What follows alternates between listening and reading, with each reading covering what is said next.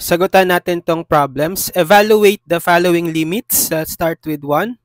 Limit of 25 as x approaches 7. So, tandaan nyo na ang limit ng any constant is equal to that same constant lang. So, therefore, ang value ng limit nitong 25, since 25 is constant, as x approaches 7 is still 25. Next, for number 2, limit of x as x approaches 5. So, another theorem dito, ang limit ng x is equal doon sa value ng x na ina-approach niya, which is 5, or pwede nyo lang i-direct substitute yung 5 dito sa x. So, therefore, ang limit nitong x as x approaches 5 is 5. Next, for number 3, limit ng 5x plus 3 as x approaches negative 4. Okay, so kapag nag-evaluate tayo ng limits, pwede nyo munang itry na i-direct substitute yung value ng x na ina-approach niya dito sa mga x ng given expression. Then check nyo kung defined yung value.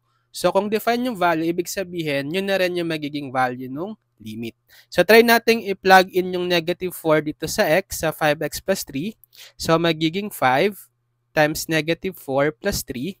Simplify natin, 5 times negative 4, negative 20, plus 3, negative 20 plus 3, that's negative 17.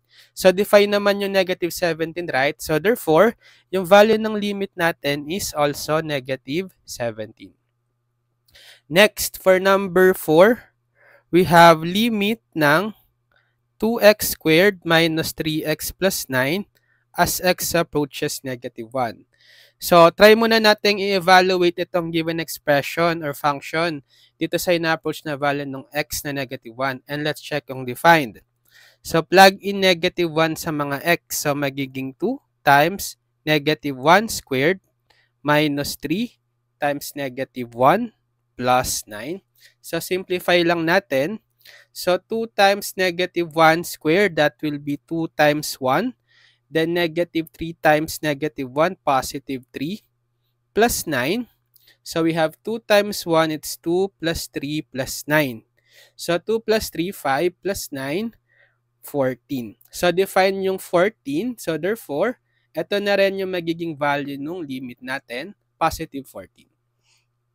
Okay, next, number 5 tayo. So limit ng 5x minus 3 over 2x plus 7 as x approaches 4.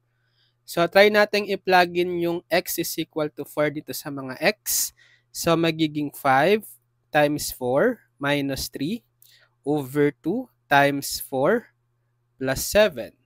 Then, simplify. So, 5 times 4 is 20 minus 3 over 2 times 4, 8 plus 7. So, 20 minus 3, that's 17. Over 8 plus 7, 15. So, define yung value. Therefore, ito na rin yung value ng limit, 17 over 15. Next, for number 6, limit ng square root of 3x plus 1 as x approaches 5. So, substitute natin yung 5 dito sa mga x.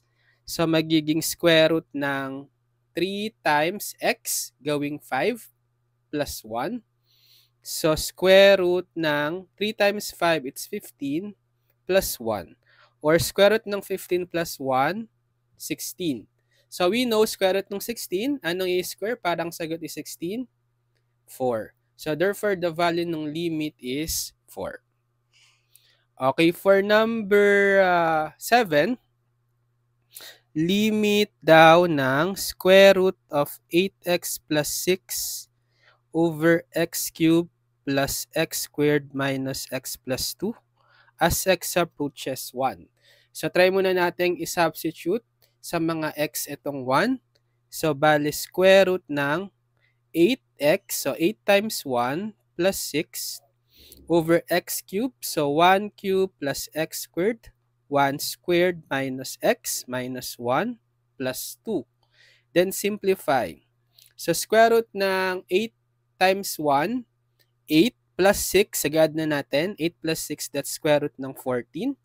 Over sa baba, we have, sige, 1 cube muna, that's 1, plus 1 square, 1, minus 1 plus 2. So, square root ng 14 over 1 plus 1, that's 2, minus 1, 1 plus 2, 3.